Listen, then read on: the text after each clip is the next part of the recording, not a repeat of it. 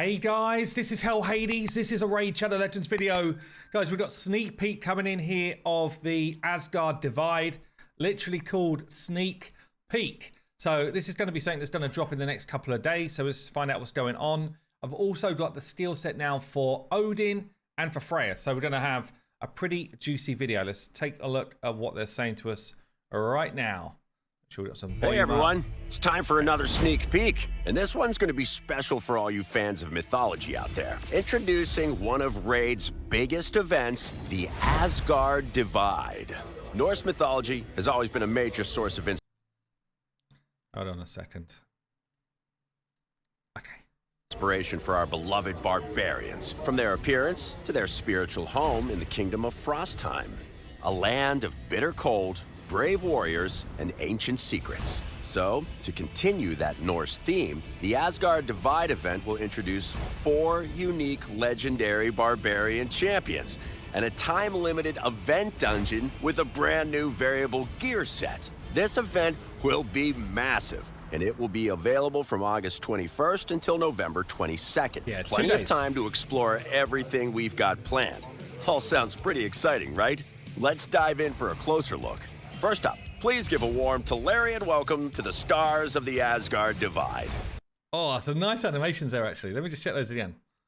So we've got, I think that was Odin's first, and then Loki's next. For a closer look. First up, please give a warm Tolarian welcome to the stars of the Asgard Divide. Meet Loki the Deceiver, Thor Feyhammer, Freya Fateweaver, and Odin Feyfather. Rather than gods, our versions of these characters are Fey. In Teleria, Fae are ancient and powerful spirits that have existed for a very, very long time. We won't focus too much on the lore here, so dive into their champion bios and check out the dedicated event lore for more. Now, for the really juicy information, how do you get these mighty champions? We'll start with Loki the Deceiver. You can get this elusive trickster for free during the Loki Chase event. You know the drill here. Simply log in on 7 different days between August 21st and November 22nd to add Loki to your collection. However, you need to have started the Loki Chase by October 20th. Ooh, interesting. Okay, cool. So phase 1, we get to the 2-star soul, but we do get right the way up to a 5-star soul for Loki, providing you just do a bunch of relatively low maintenance gameplay. If it's the same as what we did with Adeline here, this was super easy to do for anyone playing the game.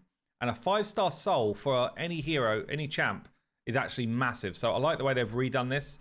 Double thumbs up. Like, doing this again definitely was the right way to do it. 4th to get Loki this way. Don't worry about reaching day 7 by that point. You'll still have until November 22nd to get there. Just make sure that you've started the Loki Chase before October 24th. We'll have a dedicated champion spotlight video for Loki where we'll dive into his skills in more detail. But for now, here's a couple of highlights to get you excited. The chase rewards will continue past day 7 so you can get Loki to level 5 of Awakening, as well as a bunch of other sweet rewards in phase 2. It works exactly the same as the Adeline chase. His skills are all about deception and misdirection, placing Veil or Perfect Veil on himself and his allies while manipulating buffs and debuffs. Oh, and he can completely evade enemy skills. Yeah, you're not going to want to miss out.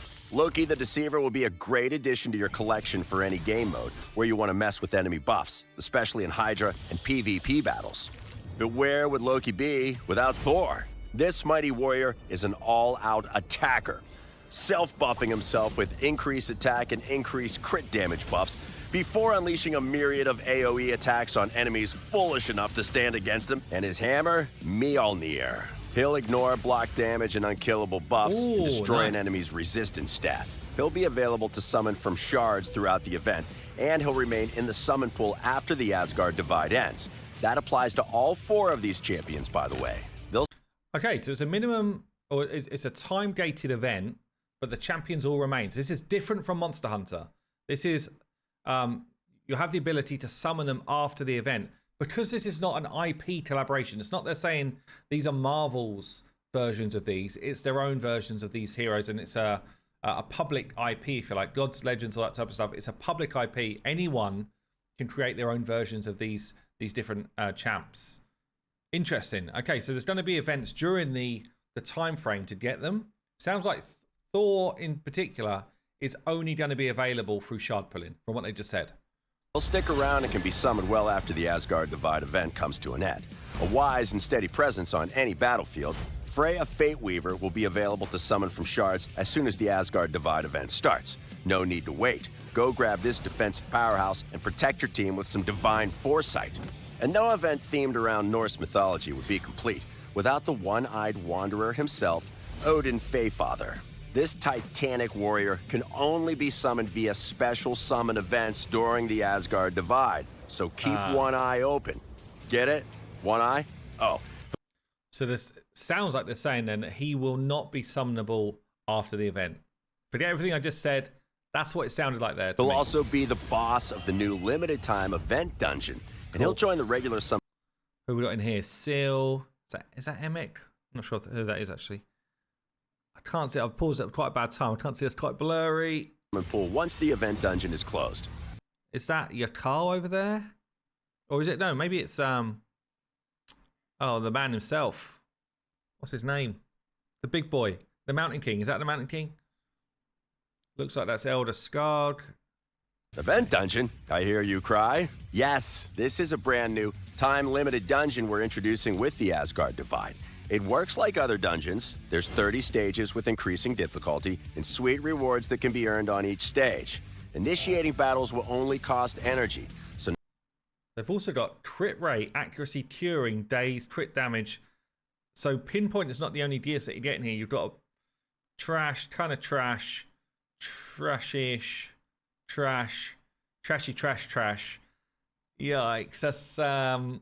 That's an interesting group to put alongside it, I've got to say. no special keys, no time or daily limitations, and you can super raid and multi-battle to your heart's content. So good. grab your 5 best champions and go kick the butt of whoever's boss. By the way, this new expedition won't be limited to just the Asgard Divide. Oh no. We'll be reopening the event dungeon for future large-scale events and introducing new bosses who are champions associated with that event. We can't wait to show you what we've got cooking. All right, we've talked enough about the event dungeon itself. Let's get properly into its first resident, Odin Feyfather. He'll rock the same skills as he'll have as a champion, plus all the standard boss immunities, as well as the temporal chains and lightning cage blessings. At lower stages, he'll only have level 1 of these blessings, but it'll rise to level 6 at the highest stages. Fear the Feyfather's power. Odin can. So temporal chains and just double check these.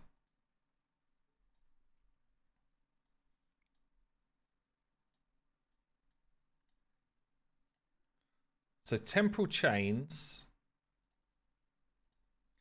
which is the decreases each enemy speed for active buffs they're under, except for the buffs placed at the start of the round. So basically it's going to be reducing your speed based on buffs that you've got on your team. And then he's also going to get Lightning Cage, where whenever an enemy receives a buff or as a terminator field, puts a lightning orb stack on that champion. And if he's high level, he's basically getting bonus damage inflicted by each lightning orb stack. What was the high level of the temporal chains? Instantly decreases terminator of all enemies by 15% whenever an enemy receives a third active buff. So if you do more than 3 buffs, then you're going to be getting kind of hard wrecked, actually. Can and will constantly remove buffs from his enemies before landing precision strikes with his spear, Gungnir, dealing massive single target damage that'll ignore defenses. Oh, and watch out for the new Berserk debuff Odin can place. It'll increase the champion's damage dealt and damage received. Make sure you read the in-game boss guide before you take on the old version of Hex. Feyfather. If you manage to conquer Odin's trial, then you'll receive a suitably awesome reward. As part of the event dungeon, you can earn gear for a number of different artifact sets, including a new event dungeon-specific variable set called Pinpoint. The only reason to be in there. Pinpoint is the only reason you'd want to be in there.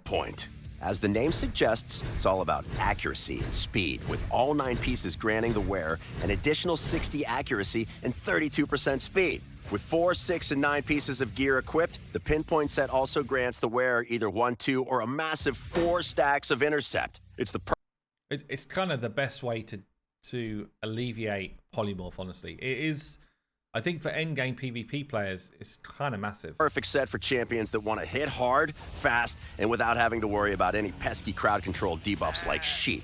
We've no doubt the Pinpoint will get plenty of usage in Arena and against debuff-heavy bosses in the Doom Tower or Cursed City. Since it's a variable set, you can mix and match it with other artifacts for truly unique combinations. Let your imagination run wild. One last thing about the event dungeon. We'll be launching a dedicated tournament focused on raiding it so you can get even more rewards. The event dungeon will swing open its doors from the beginning of the Asgard Divide right through until October 24th, which also happens to be the cutoff date for starting the Loki chase. Handy, right? And that's everything we've got for you in this sneak peek. The Asgard Divide schedule will be packed, and we hope you're as excited as we are to welcome these Norse-themed champions to Teleria. So sharpen your axes and raise your drinking horns in a... Okay. So the only thing that I don't have is Thor's skill set, because I've been given the other two. Let's check out Freya first. So Freya, Fate Weaver. By the sounds of it, she's only available through shards, but they might do events like they've done, through things like the Monster Hunter, where there was like a champion training one. But ultimately, let's just assume it's going to be shards. Thor, the fact they've not given us Thor's skills yet, there's a decent chance he might be a fusion. That's all I can think. It must be a decent chance that he could be a fusion here. Because we're due to go into the next fusion cycle. Maybe we'll find out like at the back end of this week or early next week. We've got here. Height Spear. Attacks all enemies on the A1 with a chance to provoke. Books up to 40%. Counter attacks with this skill when a shield buff placed by this champion is removed. That's a pretty good A1 for Hydra. And I guess not bad for general like gameplay. She is a defense-based hero, so she's going to be quite tanky, getting those provokes out there. Then got increased defense on all allies for 2 turns. Books to a 3-time, which is nice. Also puts shield on all allies. The shield is proportional to this champion's defense, like Valk. And she is a Valkyrie, so makes sense that they've got some stuff in common here. And then we've got Gold Weave, books to a 3-turn as well. Full Cleanse, removes all debuffs, puts block debuffs out, and a turn meter fill. That's a great skill as well, actually. That's a nice skill. So we've then got this passive, Divine Foresight. Increases this champion's defense by 5% each time an ally inflicts a crit. Up to 50% more defense. Damn. I mean, if her shield scales like Valk's shield does, then she's going to be insane for shieldage. Most champions come in there, they get a worse multiplier on the shield scaling. And I think she would have to have because of the fact you can get another 50% defense out. I've also got here an active. Prevents the death of the ally with the highest crit damage, except this champion, and keeps them alive with 1 HP when a fatal hit would hit. If there's multiple champions on the team with this skill, only does it once. So basically your nuker has got one more chance after taking a big hit to go again. Then heals that ally by 20% of their health and activates instant turn. Ooh, that's kind of nice as well. It's on a 5-turn cooldown, but this is quite massive in the arena and a bit of a get out of jail free card in something like Hydra or Doom Tower or something like that with one of your nukers. Interesting. Defense in all battles. Solid kit, I would say. Not, if she was a fusion, I'd be like, damn, definitely worth going for this champ. But obviously, looks like she's going to be a shard pool champ to go for. And then Odin. So this is what we're up against as the boss. So attacks an enemy with a Sting of Gungear. 50% books to 75 for placing this Berserk skill. And they said Berserk means that you take double damage and you do double damage. Which I'm pretty sure is what Hex used to be on Minotaur, honestly. I'm pretty sure that's what that debuff used to mean. Before they then applied it elsewhere. We've got Storm of Familiars here. Removes all buffs from all enemies. So full cleanse of the enemy team of their buffs. Books to 100% chance of placing decreased defense and stun on the enemies for 1 turn. So you need plenty of accuracy for this. He's a support champ. On a 3-turn, that's kind of nuts though. You're just reducing defense, stunning the whole enemy team. Really good for wave control. We've then got Asgardian Judgment here on the A3. Books to a 3-turn. Attacks one enemy before attacking, steals all buffs from the target. Damage inflicted by this skill depends on the target's type. Okay, so attack will inflict damage based on the target's attack. Defense will inflict damage based on the target's defense. But I guess, I don't know what that means. Are we just saying however high the enemy's defense and attack is scaling, that's how much damage he will do? So his scaling is irrelevant? I think it does mean that. HP, support, and bosses will inflict damage based on the target's max HP. That's cool as well. This attack will ignore 100% of the target's defense. And if the target was killed by the skill, revives a random dead ally. Interesting skill. We do have someone in the game who has got something a little bit similar to this, a Bess, on an AoE. So she does this AoE attack and inflicts damage proportional to the enemy's attack or defense. The difference here is she doesn't ignore the enemy's defense. So when you're fighting like high level mobs, it has quite a minimal effect. The fact that he's ignoring defense, I don't know. We have to see what sort of damage this does, but that's quite an interesting one. If the target was killed, yeah, we said that. Okay, passive then. Every 9 turns, places block damage on this champion and also applies a buff spread, taking all buffs from this champion and placing them on all allies. Interesting.